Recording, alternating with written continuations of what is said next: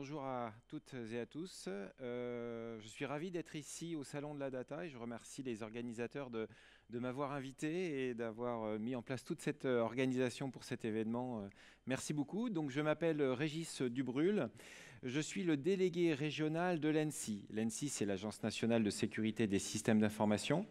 Donc, une diapositive rapide pour vous présenter les missions de cette autorité nationale. On est assez transverse au niveau de l'État et on a trois missions principales par rapport à un public prioritaire. Alors, le public prioritaire, c'est les administrations, les collectivités territoriales et tout ce qui est OIV, organisme d'importance vitale, et OSE, organisme de services essentiels. Je vais vous parler de trois missions. Une mission de défense, donc on intervient en tant que cyberpompier lorsqu'un de nos bénéficiaires est attaqué. Une mission de prévention.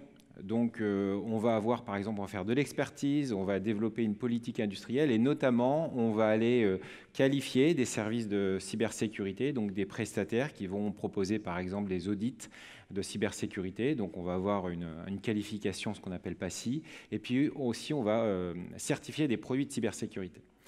Enfin, dernière mission, une mission d'information et de sensibilisation là, qui s'adresse à tout public, tous les types de public, que ce soit les entreprises et les particuliers. Et c'est dans ce cadre-là que je vais intervenir aujourd'hui sur le sujet des rançongiciels. Alors, ce que l'ANSSI ne fait pas, c'est des actions offensives, mais et aussi du renseignement. C'est vraiment la particularité du modèle français où on a bien séparé tout ce qui est défense, tout ce qui est attaque et tout ce qui est écosystème de la cybersécurité et la capacité de la nation à élever cette maturité. Donc c'est vraiment le rôle de l'ANSSI, contrairement à d'autres organismes comme aux États-Unis et la NSA. Alors justement, dans les menaces aujourd'hui qu'on peut distinguer, on a trois grands types de menaces. Je parlais de la NSA, une menace qui est les attaques entre États, la menace étatique. C'est une menace existante, ce n'est pas de ça qu'on va parler aujourd'hui. Vous avez une autre menace souvent qui est sous-estimée par les entreprises, l'espionnage, que ce soit l'espionnage économique par exemple. Là aussi, on n'en parlera pas aujourd'hui, même si vous allez voir souvent les vulnérabilités qui sont utilisées pour rentrer sur les systèmes d'information dans le cadre d'espionnage sont les mêmes que celles qui sont utilisées dans le cas d'actions cybercriminelles. Et ça va faire l'objet justement du troisième type de menace. Et là où on va rentrer un peu plus dans le détail, la cybercriminalité. Et aujourd'hui, au-delà des attaques de phishing, au-delà des arnaques qu'on peut voir comme les faux ordres de virement, la menace numéro un, c'est tout ce qui est rançongiciel. Juste au niveau pratique, mon intervention va durer environ 40 minutes. On va se dégager 10 minutes à la fin pour répondre à 10 minutes de temps pour répondre à vos questions. Et vous verrez, durant mon intervention, je vais faire des références à des liens ou des documents et vous aurez à chaque fois un QR code ou une URL raccourcie pour pouvoir accéder à cette référence. Alors, je commence toujours par mes présentations par la victime du jour. Alors, l'objet, ce n'est pas de stigmatiser une entreprise en particulier, mais c'est une diapositive qui change à chaque fois. À chaque intervention, en quelques minutes, je fais une recherche et je tombe sur une victime. J'aurais pu très bien parler d'une victime aux États-Unis qui a été victime notamment d'un rançongiciel, une coopérative agricole avec une demande de rançon de 6 millions de dollars. Mais là, j'ai trouvé celle-ci. Alors, elle n'est pas du jour, sauf que donc c'est une société du côté de Bordeaux c'est une victime classique, un rançongiciel, chiffrer les données, exfiltration des données. Et effectivement, hier, sur le dark web, c'est l'attaquant Black Matter qui a diffusé une partie des données. Donc ça, c'est vraiment un cas typique qu'on retrouve aujourd'hui dans tout ce qui est rançongiciel. Et effectivement, depuis 2019, vous avez une augmentation vraiment très importante du nombre d'attaques par rançongiciel. L'ANSSI, on a constaté qu'entre 2019 et 2020, on avait 4 fois plus de rançongiciels, d'entreprises ou d'organismes qui avaient été attaqués et qui avaient fait l'objet d'un signalement auprès de nos services. Et encore, aujourd'hui, on ne voit pas tout, puisque, sauf dans certains cas où c'est réglementé, une entreprise n'est pas obligée de déclarer son attaque auprès de l'ANSSI. On a publié d'ailleurs un rapport sur la menace rançongiciel dont vous avez les références ici. Vous pouvez donc soit utiliser le QR code, soit le lien raccourci pour accéder à ce document. Et en fait, dans ce document, vous allez retrouver quand même une grande part de ce que je vais vous montrer aujourd'hui. Dans les Pays de la Loire, on a exactement la même tendance qu'au niveau national, c'est-à-dire qu'au niveau de nos services, on a identifié 13 victimes en 2020, et là, au premier semestre 2021, on en était à 18. Tout à l'heure, je vous parlais qu'on ne voit pas l'ensemble des attaques, parce que 18, ça paraît très peu, mais finalement, le nombre de victimes est beaucoup plus important.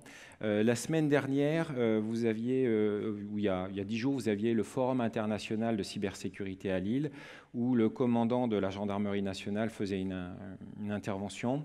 Il citait ce chiffre pour alors c'est d'une manière générale sur tout ce qui est action de cybersécurité, tout ce qui est attaque de cybersécurité.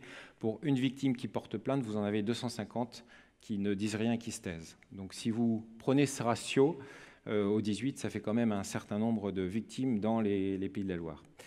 Au niveau des secteurs d'activité, vous avez quelques secteurs d'activité qui sont un peu plus touchés, comme par exemple le secteur de la santé. Hélas, on entend parler tous les mois d'un hôpital ou d'une clinique en France qui est attaquée. Mais sinon, ça touche tout le monde, ça touche tout type d'entreprise, que ce soit des collectivités territoriales, des PME ou des grandes entreprises. Alors, je parle depuis tout à l'heure de rançongiciel. Bon, maintenant, c'est quand même assez connu, mais finalement, qu'est-ce qu'un rançongiciel? Bon, très rapidement, un rançongiciel, en fait, c'est un attaquant qui rentre sur le système d'information et qui va chiffrer l'ensemble des données, voire même, dans certains cas, des serveurs quand vous avez un environnement virtualisé. Les données sont plus accessibles et pour débloquer ces données, eh bien, le pirate réclame une rançon. Alors, ce n'est pas nouveau, ça fait quand même un certain temps qu'on a ce type d'attaque, sauf qu'aujourd'hui, ça explose. Et je vous expliquerai pourquoi ça explose. L'attaquant ne fait pas que chiffrer. Il va chercher aussi à détruire les sauvegardes. Si on revient sur la première slide sur l'entreprise qui s'appelle La Martiniquaise, l'attaquant avait détruit 2 serveurs de sauvegarde. Donc ça, c'est déjà une règle à bien retenir, c'est que vous devez protéger absolument vos sauvegardes avec une stratégie qu'on appelle la règle de 3, 2, 1. 3 copies de sauvegarde sur 2 supports de technologies différentes et sur un site externe. Donc vous avez au moins une copie qui doit se trouver à l'extérieur de votre bâtiment où se trouvent les autres sauvegardes. Quand je parle de technologie aussi, l'idéal, c'est d'avoir une technologie hors ligne. Puisque l'attaquant, lui, quand il rentre sur le système d'information, s'il arrive à accéder au système, au serveur qui gère les sauvegardes, il va chercher à les détruire. Si c'est hors ligne, ça va être beaucoup plus compliqué pour détruire ces sauvegardes. Et d'ailleurs, on voit depuis maintenant 12 mois une recrudescence, ou en tout cas le retour à la mode des systèmes de sauvegarde par bande, qui, compte tenu de l'évolution de la technologie, avaient été laissés de côté. Et de plus en plus d'entreprises réutilisent ces systèmes, qu'ils n'avaient pas forcément d'ailleurs, qu'ils avaient gardés, mais qu'ils n'utilisaient plus, mais réutilisent pour faire ces systèmes de bande hors ligne. L'attaquant ne fait pas que chiffrer. Il va aussi vous mettre un maximum de pression pour vous faire craquer et pour vendre, pour que vous puissiez, vous tombiez dans le panneau et donc payer la rançon. Il va exfiltrer une partie des données, qui va de toute façon revendre ces données, et en même temps, il vous mettra la pression en diffusant sur son blog, généralement ces blogs sont sur le dark web, des extraits de vos données, et en vous disant, si vous ne payez pas la rançon, eh bien, je publierai l'ensemble des données. Et ces attaquants font de plus en plus d'actions pour mettre la pression. C'est-à-dire que ça ne suffit pas. Il y a encore quand même un certain nombre d'entreprises ou d'organismes qui sont victimes, qui ne payent pas de rançon. Donc, tous les moyens sont bons pour payer les rançons. Alors, je vais vous en montrer quelques-uns. Par exemple, vous avez une société, un grand groupe de distribution en Amérique du Sud qui s'est fait piraté donc, et les attaquants ont publié une note sur l'ensemble des imprimantes de l'entreprise. Donc la demande de rançon, ils ont directement imprimé ça. Et tous les moyens sont bons pour vous faire craquer. Autre exemple, ça c'était il y a un an, un peu moins d'un an, en novembre 2020. Le groupe Campari a été victime d'un rançongiciel. Campari, c'est un groupe italien équivalent à Pernod Ricard, donc vendeur d'alcool, mais grand groupe. Donc d'ailleurs, comme ils étaient quand même assez connus en Italie, très rapidement, ça fait le buzz sur les réseaux sociaux. Là, il y a eu les journaux qui ont également fait part de l'attaque. Donc Campari a publié un communiqué de presse.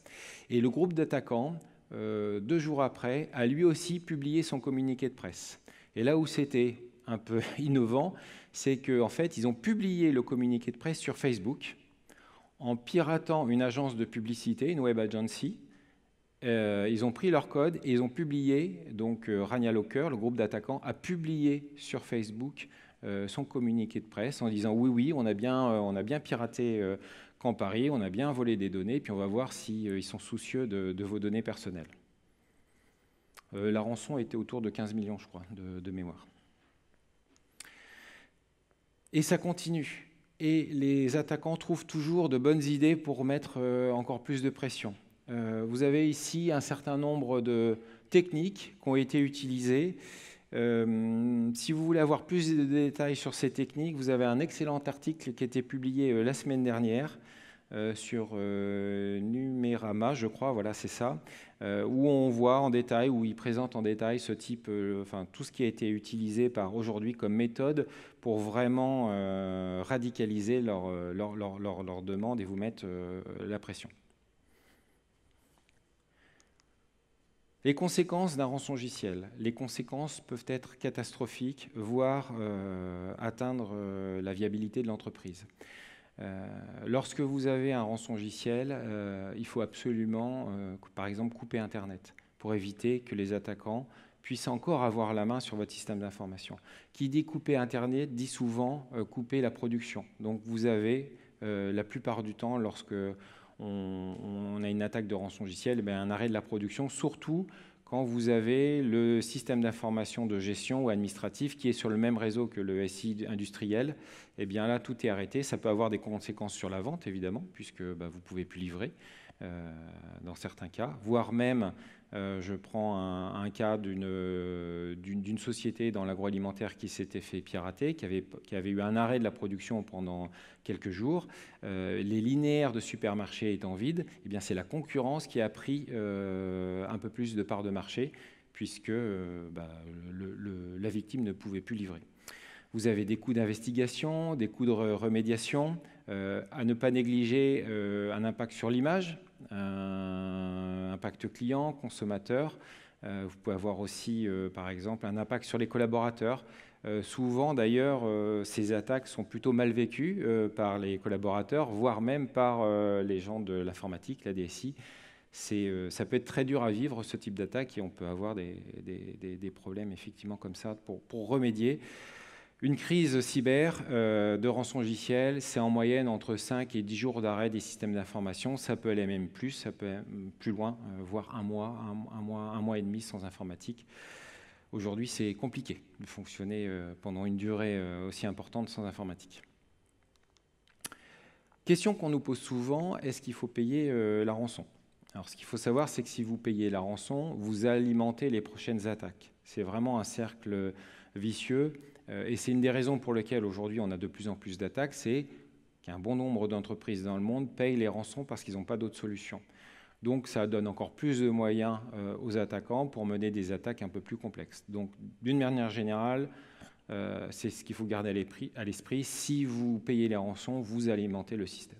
Et en plus, ce n'est pas parce que vous payez la rançon que vous allez récupérer vos données. On a des cas, et aussi dans les Pays de la Loire, où des entreprises ont payé une rançon. L'attaquant a dit « il m'en faut plus ». Je paye la deuxième rançon. L'attaquant m'a dit « il m'en faut plus ». Et la troisième rançon, ils sont venus nous voir en disant « qu'est-ce qu'on peut faire ?» Bon, ils n'avaient plus de sauvegarde, c'est un peu plus délicat dans ce cas-là. Puis vous avez aussi des problèmes techniques, souvent de déchiffrement. Certaines, par exemple, les bases de données qui sont chiffrées en temps réel, elles peuvent avoir elles peuvent redonner des données qui sont non intègres. Donc, même avec la rançon, vous pouvez, même en payant la rançon, avec les clés de déchiffrement, vous pouvez avoir des problèmes de base de données corrompues. Alors, pourquoi aujourd'hui on a autant d'attaques ? Je vous ai donné la première réponse, c'est que ça marche. Donc, les attaquants continuent. Deuxième réponse, c'est l'écosystème des attaquants qui s'est vraiment professionnalisé. Vous avez, dans un premier temps, ce qu'on appelle les attaquants de primo-infection. C'est-à-dire, eux, ils vont chercher à rentrer sur les systèmes, et une fois qu'ils ont rentré sur le système, ils vont revendre les accès. Donc, ils ne vont pas chercher à exploiter. Eux, leur job, c'est vraiment de gagner de l'argent en revendant des accès. Vous pouvez avoir, alors ça c'est une photo d'écran, une copie d'écran que j'ai faite il n'y a pas longtemps sur le dark web. Donc voilà, un hacker qui revend l'accès à 2 VPN. Donc il a récupéré d'une manière ou d'une autre des codes désidentifiants. Il revend ses accès, pas très cher, hein, 100 $. Donc ce n'est pas un investissement très très lourd pour des attaquants pour récupérer des identifiants. Ça peut aller jusqu'à des montants à 50, 60 000, 100 000 euros qui peuvent être dépensés pour acheter des portes d'accès dans des systèmes d'information pour des entreprises qui sont un peu plus grosses. Mais une fois que vous avez la porte d'accès, ou en tout cas l'accès au système d'information, encore faut-il avoir les compétences, la technique pour lancer un rançongiciel. Eh bien, là aussi, vous avez de l'expertise, vous avez des groupes qui mettent à disposition des infrastructures d'attaque. Là, vous avez en fait une petite annonce qui a été postée sur le blog de l'attaquant Logbit à la recherche de ce qu'on appelle affiliés. C'est-à-dire que ce groupe d'attaquants qui met son infrastructure à disposition recherche d'autres attaquants qui vont utiliser cette infrastructure. Évidemment, à chaque fois qu'il y aura une rançon de payer, le groupe initial se prendra un pourcentage sur la rançon. Donc du coup, tout le monde est gagnant, puisque le groupe qui met à disposition cette plateforme d'attaque va pouvoir démultiplier en fait, le nombre d'attaques par des affiliés. Le lien que j'ai mis, ce n'est pas le lien vers le dark web, c'est le lien vers en fait, un article c'est pas Sophos, je ne me rappelle plus qui a publié ça, mais un article qui explique comment fonctionnent ces systèmes d'affiliés. Pareil, ces groupes d'attaquants qui mettent à disposition une infrastructure mettent vraiment beaucoup de moyens. C'est-à-dire que finalement, avec peu de compétences ou peu d'expertise, une fois que j'ai cette infrastructure, eh bien, je vais avoir à disposition cet outil. Ce tableau, en fait, il est issu d'un affilié mécontent du groupe d'attaquants Conti et qui a publié début septembre, en fait, le kit de formation qui avait été mis à disposition des affiliés. Du coup, il y a Sophos qui a récupéré ce kit-là et qui a fait une diapositive sur finalement quels sont les outils qui sont utilisés aujourd'hui par les affiliés du groupe Conti pour attaquer les entreprises. Et ils vont très très loin puisqu'ils vont jusqu'à mettre une interface de pilotage des attaques. Donc là, c'est pareil. Ce qu'on appelle maintenant, vous connaissez sûrement le software as a service. Eh bien, vous avez maintenant le ransomware as a service. Donc, vous avez vraiment un environnement dédié à l'attaque, avec le tableau de bord sur le nombre de victimes, sur celles qui ont réussi, votre portefeuille en bitcoin de rançon payée, et puis aussi les mails, les échanges que vous pouvez avoir avec les victimes. Tout ça est vraiment packagé dans un tableau de bord, c'est vraiment pratique. Une fois que vous avez attaqué, que la victime a payé la rançon, vous avez des bitcoins. Bon, les bitcoins sont sur des portefeuilles, c'est quand même, même si il y a quand même une trace. Eh bien, vous avez des services, pareil, qui sont spécialisés dans le blanchiment, ou en tout cas dans le brouillage des traces sur les réseaux bitcoin ou autres monnaies virtuelles. Donc là, pareil, c'est la même chose. C'est Service, en tout cas, qui propose le blanchiment de Bitcoin. Donc là, en fait, c'est une copie d'écran qui permet de transformer des Bitcoins, d'acheter des cartes bleues ou des bons Amazon. Donc on peut comme ça plus facilement récupérer des sommes.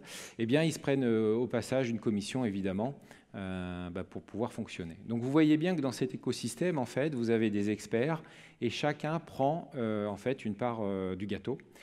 Et compte tenu que le nombre d'entreprises ou le nombre d'organismes victimes paye, eh bien, le système ne peut que croître.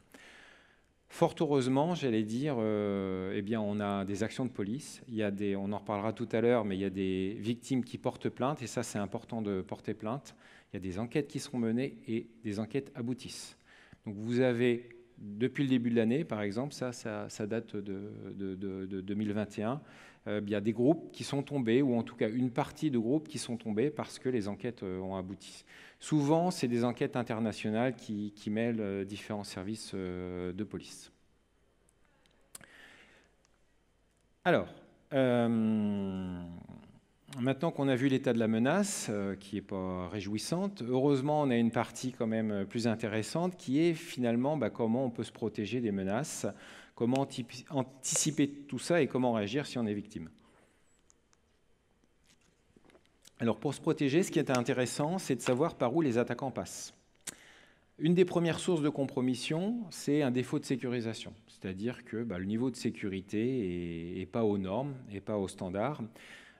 Hélas, la pandémie ne nous a pas aidés, puisque pas mal d'entreprises, pour permettre aux collaborateurs de télétravailler, ont diminué les exigences en matière de sécurité, ont ouvert un peu plus de portes qu'il ne faudrait et se sont retrouvés attaqués. Là, vous avez une copie d'écran ce qu'on appelle d'une attaque par force brute d'un serveur RDP. Alors, je vais simplifier tout ça. En fait, si un des serveurs est exposé à Internet, vous avez un service RDP qui permet d'accéder à distance.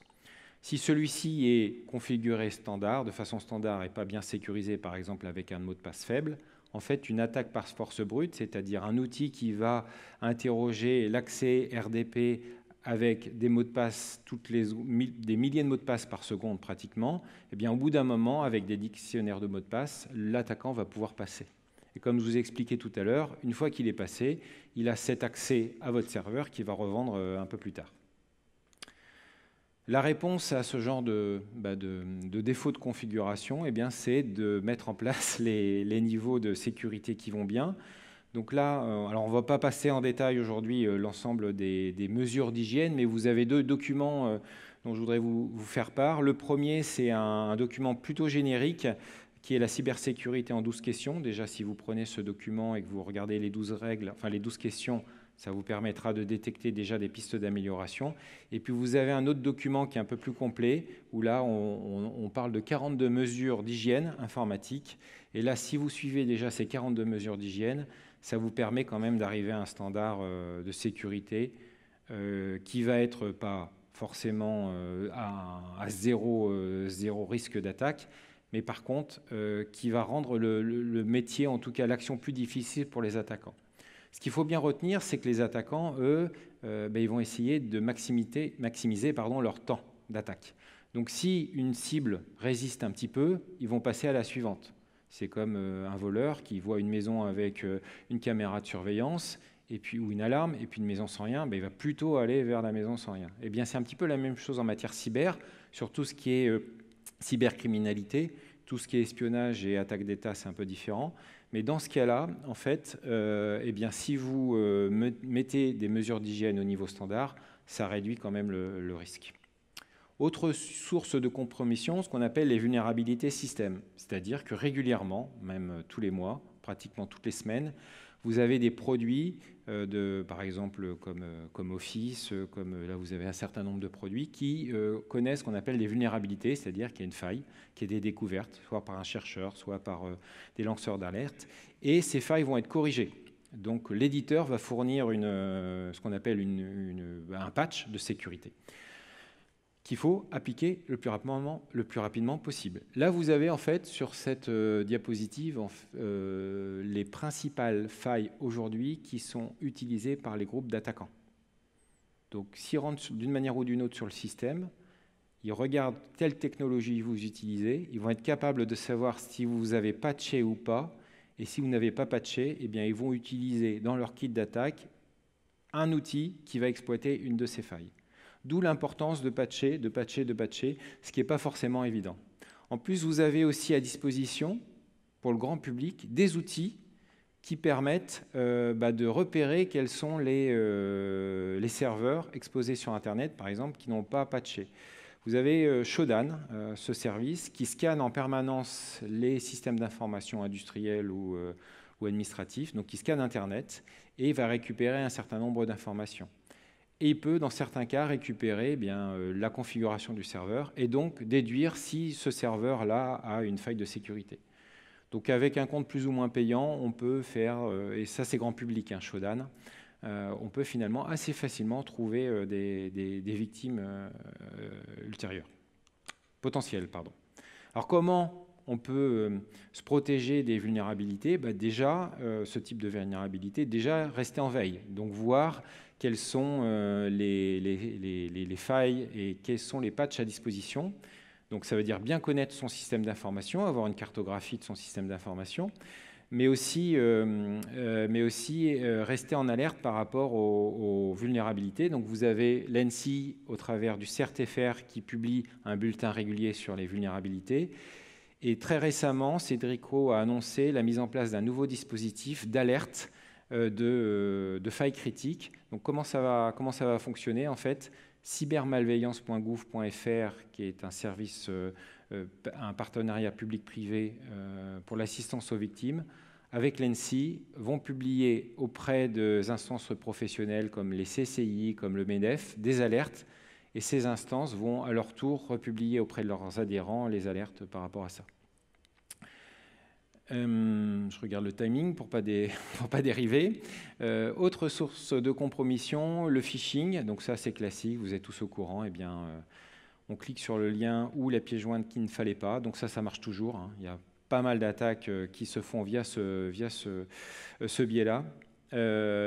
Par rapport à ça, vous pouvez utiliser un service qui s'appelle Signal Spam. Donc vous pouvez signaler les spams qui arrivent à passer vos systèmes de protection.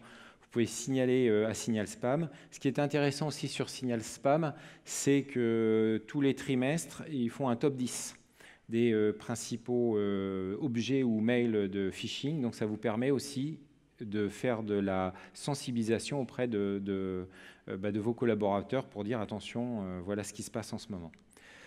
Autre façon de combattre le phishing, c'est la sensibilisation. Donc ça, c'est super important, vraiment de régulièrement publier de l'information et éventuellement organiser des campagnes de faux phishing en interne. Donc ça, c'est assez efficace.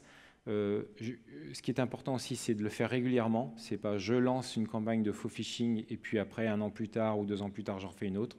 Il faut le faire régulièrement. Ça permet d'entraîner les collaborateurs à la détection d'hameçonnage et puis aussi de communiquer sur les procédures en interne d'alerte. Et enfin, dernière source de compromission, l'attaque via ce qu'on appelle la supply chain, c'est-à-dire des fournisseurs. Donc ça, c'était des types d'attaques qu'on voyait dans des attaques type d'espionnage ou entre États, donc des systèmes d'information plutôt biorobustes.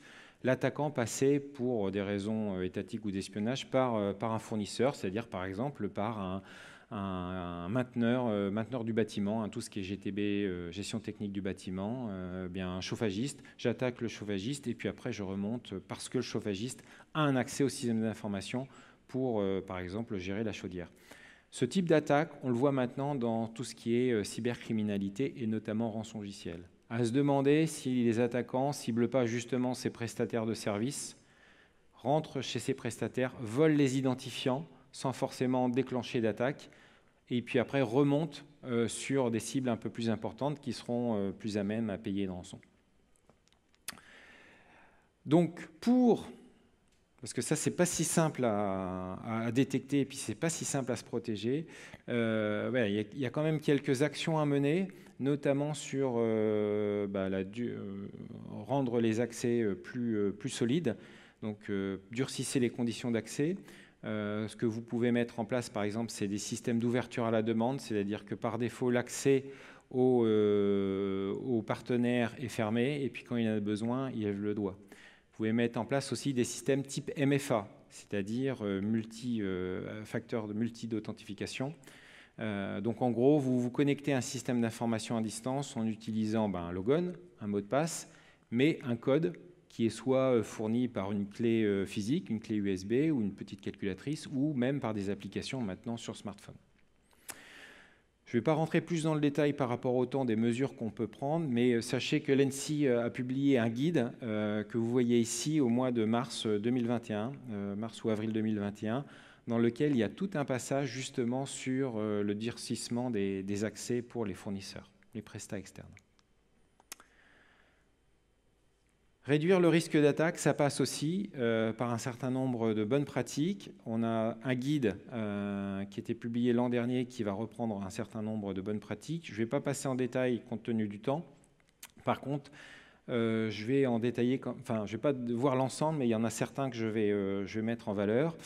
J'en ai parlé, la sauvegarde des données, ça c'est toujours important. De tester les sauvegardes. Là aussi, quand on intervient, il n'est pas rare que la victime nous dise on a un système de sauvegarde qui n'a pas fonctionné. Donc là, c'est dommage. Donc testez vos systèmes de sauvegarde. Autre point que je voudrais mettre en avant, souscrire une cyberassurance. Ça peut être intéressant.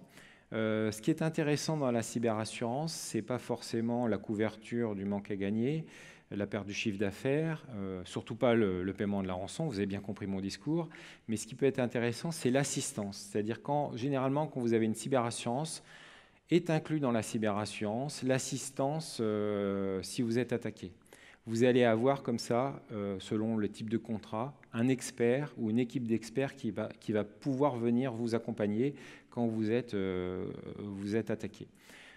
Si vous n'avez pas les moyens ou si le contexte d'une cyberassurance ne s'adapte pas à votre organisme, vous avez aussi la possibilité de prendre ce qu'on appelle des services de réponse incident de sécurité. On a d'ailleurs au niveau de l'ENSSI une qualification qui s'appelle PRIS, prestataire de réponse incident de sécurité. Ce sont des prestataires avec qui vous pouvez avoir un contrat à l'avance qui vont intervenir en cas d'attaque. Il vaut mieux d'ailleurs avoir ces contrats avant l'attaque plutôt que pendant l'attaque parce que c'est un peu la panique.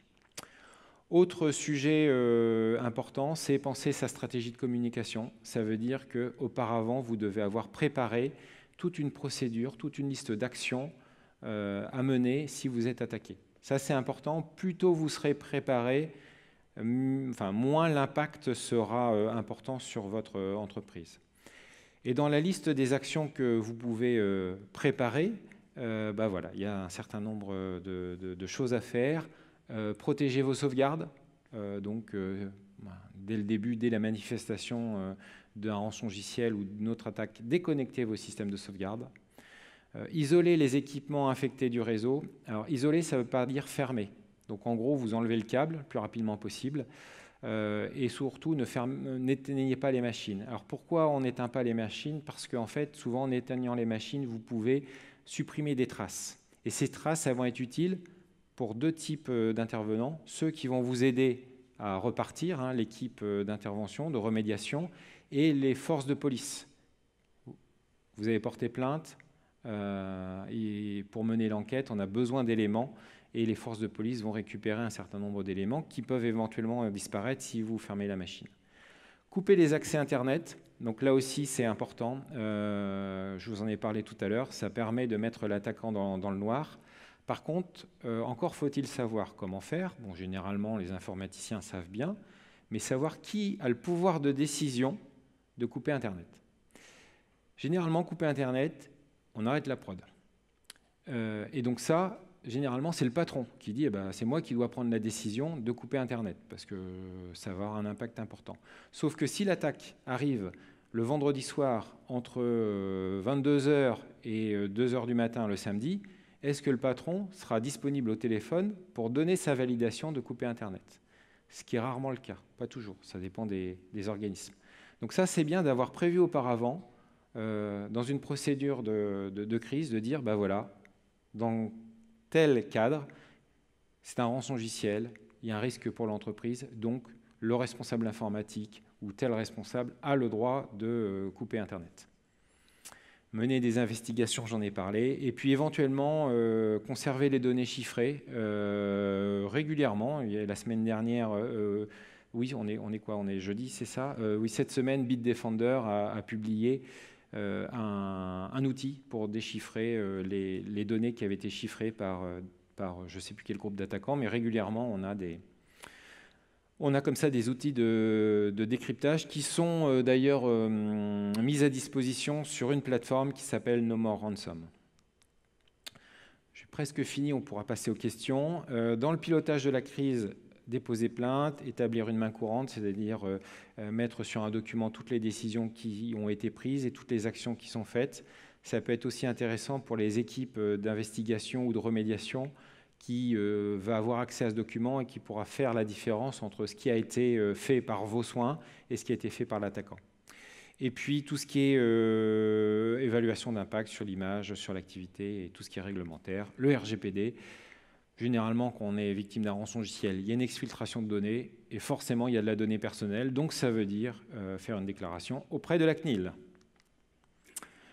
La remédiation, donc ne pas payer la rançon, trouver de l'assistance soit au travers une cyberassurance, soit au travers une équipe de réponse à incident, et puis communiquer, c'est important de communiquer.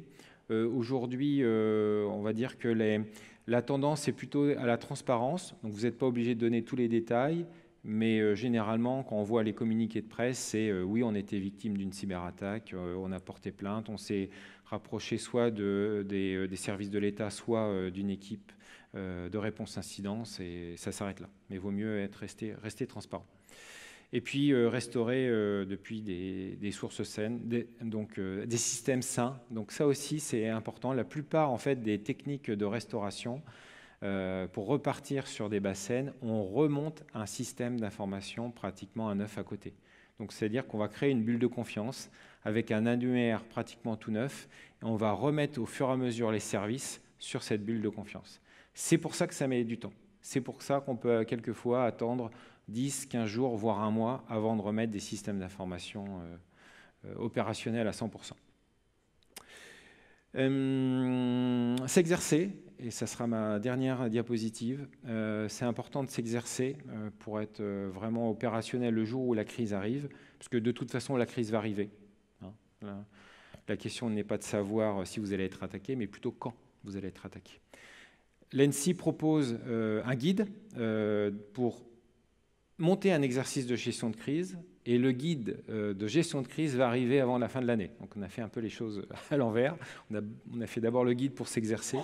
Donc vous aurez normalement avant la fin de l'année le guide pour monter une procédure de gestion de crise. Voilà, en termes de timing, je suis à peu près dans les temps. Est-ce que vous avez des questions? Il y a des micros. Ah, oui, allez-y.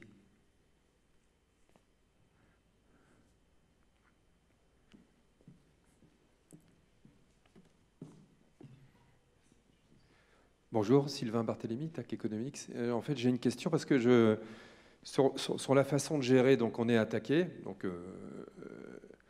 j'ai l'impression que finalement, aucune des deux options n'est bonne pour l'entreprise, puisque dans un cas, vous payez la rançon. Je ne dirais pas que vous êtes ruiné, mais disons, à minima, vous avez des difficultés de trésorerie incroyables. Et dans le deuxième cas, vous ne payez pas, parce que vous vous dites, effectivement, je ne vais pas alimenter le système. Mais vous avez des données qui sont cryptées, surtout si votre informatique n'est pas déjà pensée en amont. Et donc, je comprends bien votre conseil de dire qu'il ne faut pas payer.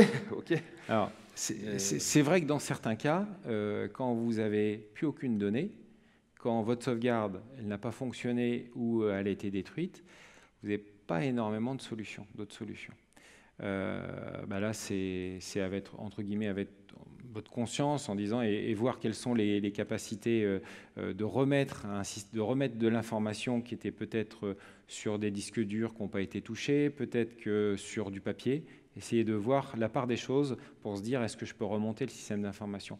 Dans pas mal de cas, on a vu que les entreprises étaient quand même capables de remonter de l'information alors qu'elles pensaient avoir tout perdu.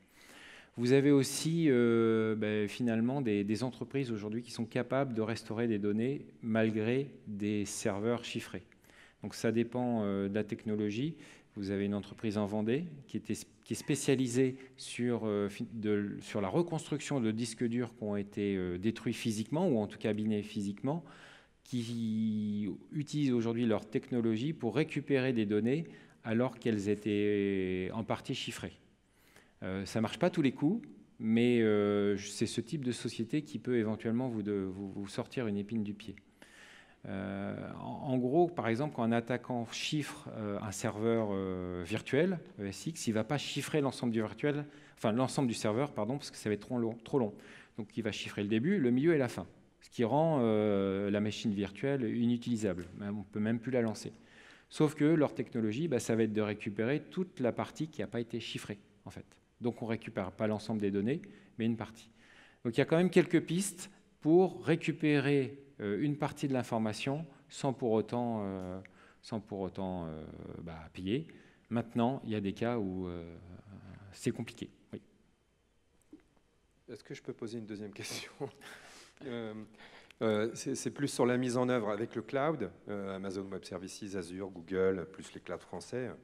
Dans ce que vous constatez au jour le jour, est-ce que finalement les entreprises qui sont le plus attaquées, c'est les entreprises qui se sont déployées sur le cloud, ou plutôt celles qui ont conservé un système plutôt à l'ancienne, on-premise, avec un serveur traditionnel, hardware? Non, il n'y a pas de modèle aujourd'hui. On ne peut pas dire exclusivement c'est les entreprises de cloud ou les entreprises sur des SI traditionnels qui sont plus attaquées.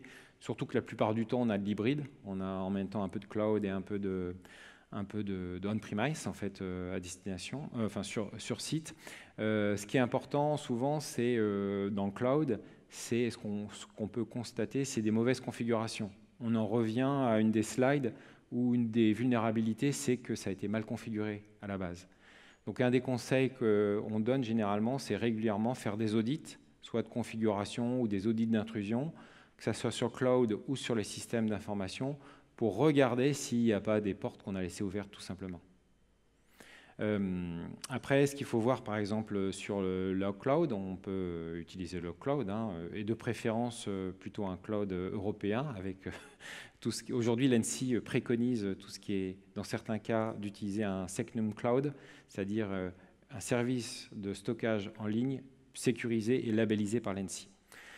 Ce qui est quand même conseillé, c'est de bien lire les contrats pour voir quels sont finalement les types de prestations que votre fournisseur va vous proposer en termes de sauvegarde ou en termes de stockage, et que vous n'ayez pas de mauvaises surprises. Je fais une référence notamment à l'usine data center d'OVH qui a brûlé, où beaucoup de clients se sont aperçus que leurs données n'étaient pas backupées, il n'y avait pas de sauvegarde. Donc ça, il faut bien regarder quand vous allez dans le cloud, quelles sont les conditions en fait, d'utilisation de ces services-là. Merci beaucoup. J'ai une question en ligne de Monsieur Christophe Aran. Comment Showdown peut-il obtenir le niveau d'application des patchs des serveurs? C'est une fonctionnalité. En fait, il peut récupérer... Alors, l'outil va lire la configuration dans certains cas du serveur. Donc il va voir par exemple c'est un serveur 2IS avec tel niveau de configuration. Pourquoi il peut le lire? Il peut lire ça parce que le serveur à la base a été configuré par défaut et va laisser ce niveau d'information accessible. Et donc une fois qu'il a la configuration du serveur, il peut faire le lien en fait avec éventuellement les patchs qui sont pas appliqués.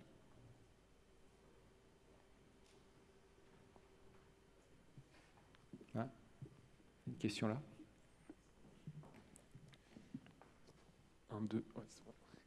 Et du coup, j'avais juste une question pour savoir si finalement il n'y aurait pas une certaine forme d'impunité des hackers maintenant, une certaine forme d'impuissance finalement des autorités face à ça, parce que non seulement il faut d'abord retrouver des traces, après une analyse forensique par exemple des systèmes d'information pour retrouver des traces des potentiels hackers, même si des traces sont trouvées, même si par exemple ces hackers se trouvent dans des pays par exemple où on n'a pas d'autorité, quand je peux par exemple penser à la Russie ou à la Chine, comment on fait dans ces cas-là? Parce qu'il y a très peu de cas finalement qui sont résolus. dans ces attaques? Alors, vous avez complètement raison, hein, il y a une sorte d'impunité des hackers. Hein. Ils sont d'abord, ils ont des technologies qui permettent de se cacher. Ils sont de plus en plus forts, entre guillemets. Il y a toujours une course à l'armement et hélas, les attaquants sont aujourd'hui plus forts que les défenseurs. Il n'empêche qu'on arrive à remonter quand même un certain nombre de groupes, qu'on arrive à les déstabiliser, voire les arrêter. Donc ça, c'est par les enquêtes, c'est parce que les gens portent plainte qu'on arrive à mener certaines actions au niveau des États, parce que ça se joue souvent, c'est de la collaboration entre États. Alors il y en a qui sont plus ou moins protégés, mais la partie n'est pas complètement perdue. Il y a quand même pas mal d'espoir. Donc on le voit, hein, on a quand même des réussites au niveau étatique, mais c'est pas évident. Oui. J'avais une question plus en termes d'actualité. On a vu qu'il y avait eu des problèmes avec les passes sanitaires de Jean Castex et d'Emmanuel Macron. Et ma question, c'était pas forcément sur ce système-là, mais plus en général sur la conception. Est-ce que parfois, lorsqu'on conçoit des systèmes, il n'y a pas aussi une forme de prise en compte dès la conception en termes de sécurité à avoir? Oui. C'est un des maillons faibles, effectivement. Il n'y a pas toujours la prise en compte du sujet cybersécurité dans le développement des applications. Ce qu'on appelle finalement le security by design. Donc ça, alors ça passe, la réponse à ça, donc la réponse à ce que effectivement on prenne ce sujet très en amont, ça peut passer par exemple par l'éducation, par la formation des chefs de projet, par la formation en fait d'experts en cybersécurité qui vont justement porter la bonne parole et faire en sorte que ces sujets cybersécurité soient pris en compte. Ça peut passer aussi éventuellement par de la réglementation. On regarde le RGPD, il est clairement nommé dans le RGPD qu'il y a de la privacy by design. Et donc, dès la conception des projets, on doit prendre en compte le sujet protection des données personnelles. Et donc, derrière la protection des données personnelles, il y a aussi la sécurité qu'on va mettre pour protéger ces données personnelles. Donc, la difficulté, c'est que vraiment, ça soit pris dès le début. Ce qu'on constate aussi, c'est que plus tôt on prendra le sujet dans le projet, mieux ça se passera. Ce qu'on peut voir dans pas mal d'entreprises, c'est que finalement, ce sont les métiers qui amènent un sujet, avec des éditeurs qui n'ont pas forcément la maturité cybersécurité qui va bien. Et donc, lorsque le sujet arrive au niveau de la direction informatique, le choix de l'outil est fait.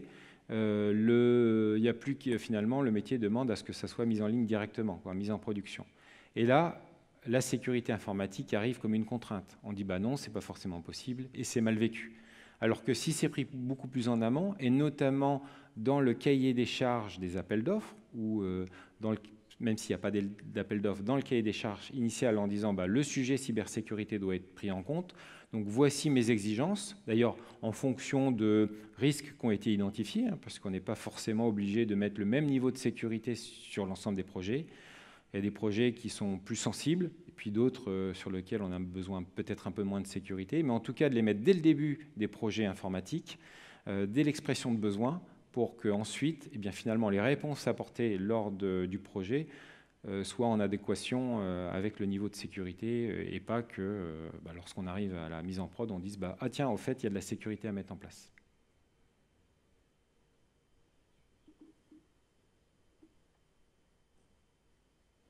Bon, mais je vous remercie en tout cas, si vous n'avez plus de questions, et je vous souhaite une bonne suite sur ce salon de la data. Merci beaucoup.